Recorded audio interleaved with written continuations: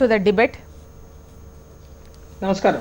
నమస్తే అండి. ముందుగా బాలరాజు గారి దగ్గర నుంచి తీసుకుందాము. ఎందుకంటే వీళ్ళు ఎక్కువగా ఫోకస్ పెడతారు. ఒకటి ధరణి తీసుకొచ్చిన తర్వాత దానిపైన ఎన్నో విమర్శలు, ముఖ్యంగా ఇప్పుడున్నటువంటి అధికార పక్షం గతంలో ప్రతిపక్షం నుంచి విమర్శలు ఫేస్ చేసినటువంటి క్రమంలో ఇది ఎలా నడుస్తోంది ఏంటి, వీళ్ళ ముఖ్యంగా ఏదైనా సమస్య వస్తే ముందుగా ప్రతిపక్షాలను బీజేపీని బీఆర్ఎస్ను ఆశ్రయించేటువంటి అవకాశం ఉంటుంది. కాబట్టి వాళ్ళ కన్సర్న్లు ఏమన్నా కనిపించాయా ఏంటి అనేది ఫస్ట్ బాలరాజు గారి దగ్గర నుంచి తీసుకుందాం.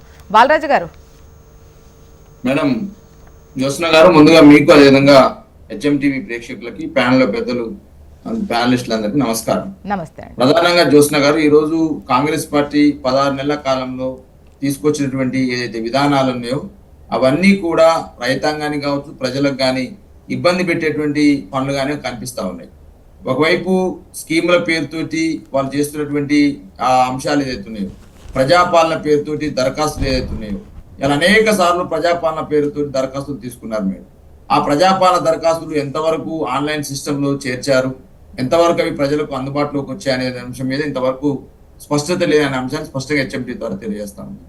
ఓకే, గత ప్రభుత్వం మీద, కేసీఆర్ గారి పరిపాలన మీద చాలా విమర్శలు చేస్తూ ధరలు అది జరిగింది ఇది జరిగింది, లక్షల ఎకరాలు అన్యాక్రాంతమయ్యాయి, ఆక్రమణకు గురయ్యాయని చెప్పేసి, లక్షల కోట్లు దోచుకున్నారని చెప్పేసి ఇష్టం వచ్చినట్టు ఎలక్షన్ సమయంలో ప్రజల్ని తప్పుదోవ పట్టిస్తూ విమర్శలు చేసినారు. మేడం 16 నెలలు అవుతుంది మేడం, ఇంతవరకు ఆ ధరని సంబంధించి ఒక్క అంశం మీద కూడా వీళ్ళు తేల్చింది లేదు, నివేదిక ఇచ్చింది లేదు, అనేక రకాల అంశాలను వీళ్ళు మాట్లాడింది లేదు.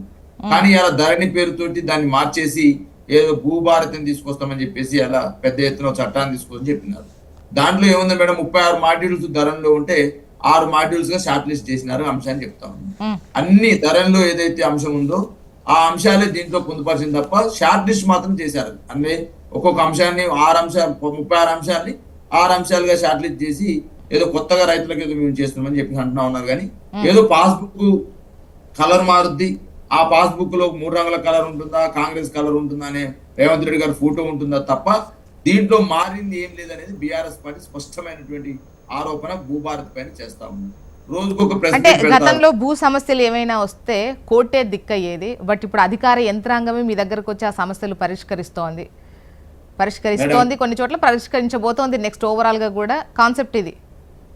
దేశవ్యాప్తంగా ల్యాండ్లు అనేవి డిజిటలైజేషన్ ప్రక్రియ ప్రారంభమైన సందర్భంలో మొదటగా తెలంగాణ ప్రభుత్వం ఆ రోజు కేసీఆర్ గారి నాయకత్వంలో తెలంగాణ ప్రాంతంలో ఉన్నటువంటి భూములన్నీ కూడా ఆన్లైన్ లో డిజిటలైజ్ కావాలనే ఆలోచన తీసుకొచ్చింది కేసీఆర్ గారి నాయకత్వం, ఆ రోజు తెలంగాణ ప్రభుత్వం.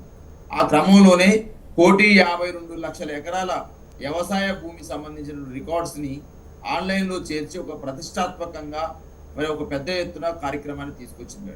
ఆ క్రమంలోనే ఏదైతే అసైన్డ్ భూములు కావచ్చు, అదేవిధంగా కొంత ఆ తగాదాలున్న భూములు కావచ్చు, అదేవిధంగా ఏ భూములు అంటే సాగు యోగ్యమైన భూములు ఏంటి, సాగు యోగ్యంగా భూములు ఏంటి, వ్యవసాయేతర భూములు ఏంటివి, అదేవిధంగా దేవాలయ భూములు ఏంటి, అన్ని రకాల అంశాలన్నీ కూడా పొందుపరిచింది తెలంగాణ ప్రభుత్వం.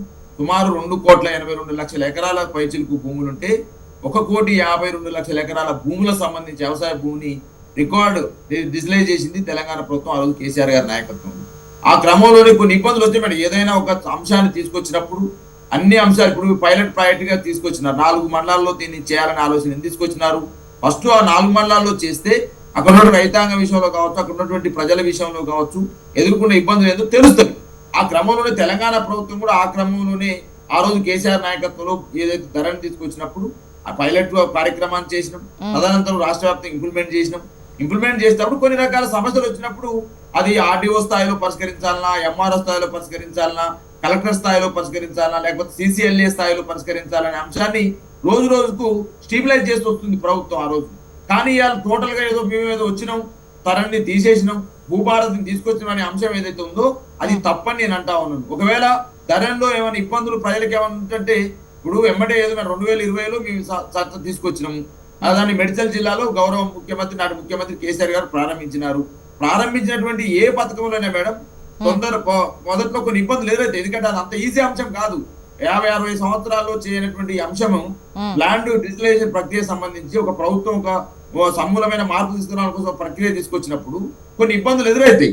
కానీ ఆ ఇబ్బందుల్ని ఇలా మీరు పరిష్కరించాల్సింది పోయి గతంలో విమర్శ చేసినాం కాబట్టి దీన్ని ఎటువంటి తీసేయాలనే ఆలోచన ఏదైతుందో తప్పు అంటున్నాను.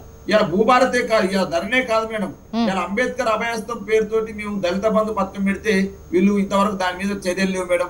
కేసీఆర్ కిట్ అనేది మేడం ఓకే. అవి మళ్ళీ తీసుకుంటాను ముందు దీనిపైన మళ్ళీ టాపిక్ డైవర్ట్ అయితే, ఎందుకంటే వాటన్నిటికి వాళ్ళు సమాధానం చెప్పాలి కదా. 1 సెకండ్ ఆగాలి.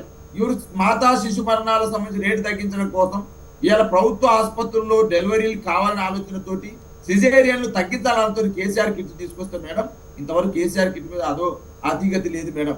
ఇలా భూభారతే కాదు మేడం, అనేక పథకాల్ని గతంలో ఇచ్చిన పథకాల్ని తీసేస్తూ ఇవాళ ఏదో మీద కొత్తగా చేస్తామని చెప్పేసి ప్రగల్భాలు కొడుతున్న ఈ రేవంత్ రెడ్డి సర్కార్ ప్రజల ఒకసారి అమర్నాథ్ గారు వర్షన్ తీసుకుందాం. అమర్నాథ్ గారు